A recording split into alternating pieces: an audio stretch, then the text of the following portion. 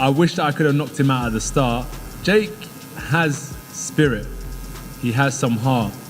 He tried his best, and I take my hat off to him because, number one, a lot of fighters haven't got in the ring with me, and Jake did.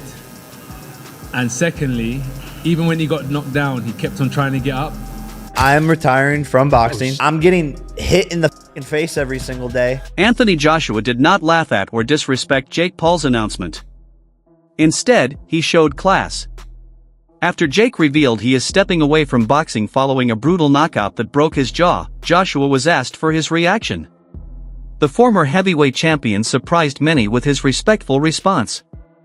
AJ praised Jake's courage and fighting spirit, saying it takes real heart to step into the ring, especially without a traditional boxing background. 100 miles an hour. There's two things I would have done. Tried to shut Jake down at 100 miles an hour, or I would have gone on the back foot. So Jake decided to move around the ring, and I decided to put the pressure on. What I could have done better is a lot of things. 100%. In the fight game, you've seen the amazing fighters that have graced us over the last 100 years, and the expectations that we put on ourselves are immense, but I tried my best. Jake done well while it lasted, but if you remember what I said in the interview with Cameron is, fighting's not just physical, it's psychological. And when you understand the psychological warfare, I did say to you is that, Jake, what's gonna happen? I'm gonna see a time when I'm gonna take your soul and you're either gonna give up or you're gonna get knocked out. And unless you have that instinct, you just will never be a good fighter. So I wish that I could have knocked him out at the start. But as we saw tonight, Jake has spirit. Eddie Hearn also reacted, and while he didn't take back his earlier prediction, his tone was more serious.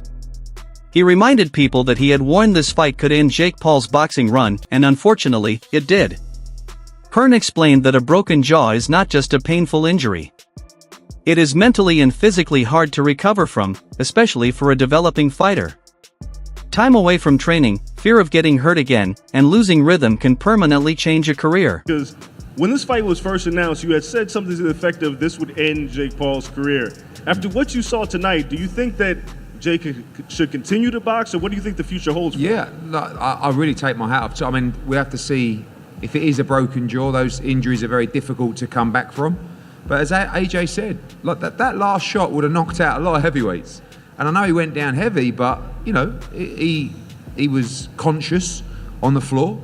And I thought his game plan, although obviously very negative early on, which it had to be, was smart at times. And there were times where he held his feet and let his hands go. You know, it was a very one-sided fight. It was always going to be a one-sided fight. But you can't give him anything but credit and respect. There's a lot of negative people out there. There's a lot of people who want to criticise people. They're not doing what Jake Paul's done. He just went in with Anthony Joshua and gave it his best shot. Took a lot of punishment and ended the fight eventually. Jake Paul's strategy against Anthony Joshua was based on movement and survival. Before the fight, Jake openly said his plan was to use speed, footwork, and constant motion. He wanted to circle the ring, stay at distance, and force Joshua to chase him. The goal was to avoid Joshua's power and survive all 8 rounds. Jake and his team believed that cardio and angles could frustrate the former champion instead of engaging directly with a bigger and more experienced heavyweight.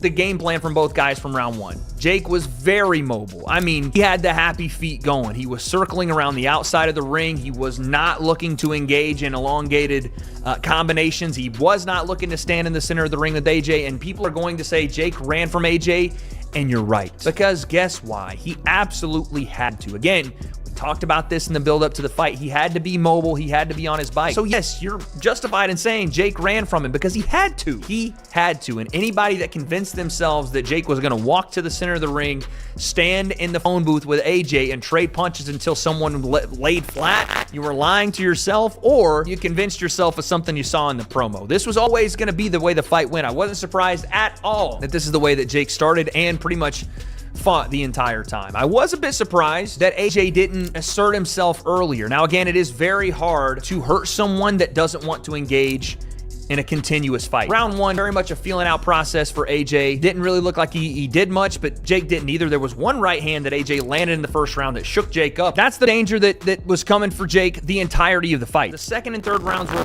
pretty much the same, a bit of a mixed bag in terms of Jake tried to get on his jab more. He did land some jabs that snapped the head back of AJ and landed some right hands, but this was all calculated risk for AJ as well, because he knew as long as he turned that faucet on and let the water run and let it fill up the sink and never turned the faucet off, that eventually he would drown Jake, right? So every round it was pressure, front foot, front foot, front foot, and AJ strategically breaking down Jake's gas tank. I will say I'm pretty let down by the fact that AJ didn't cut the ring.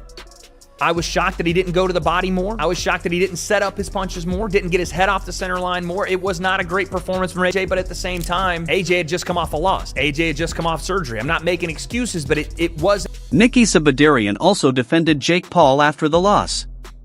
She said the final result didn't erase what actually happened in the ring. According to her, Jake followed the game plan perfectly. He stayed disciplined and did exactly what he was asked to do each round. She explained that boxing can change in one moment, and one clean punch can end everything.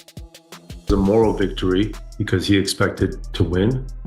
I do think he showed who he is as a fighter.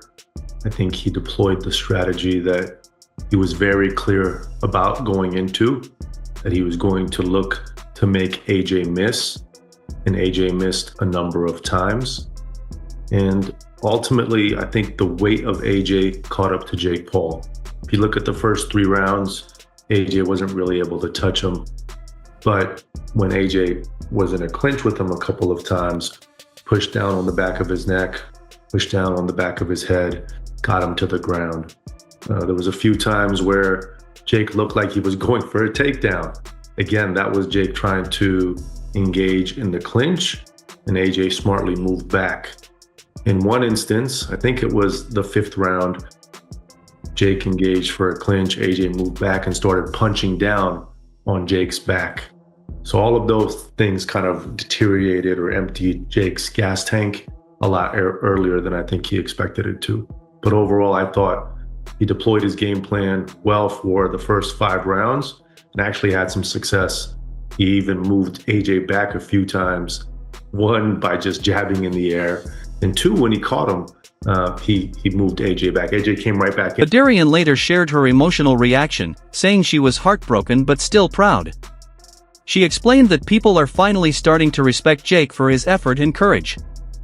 According to Nikisa, Jake gave his best performance under extreme pressure against one of the most elite heavyweights in boxing history. Her reaction reflected how many fans felt disappointed by the loss, but impressed by Jake's bravery and dedication.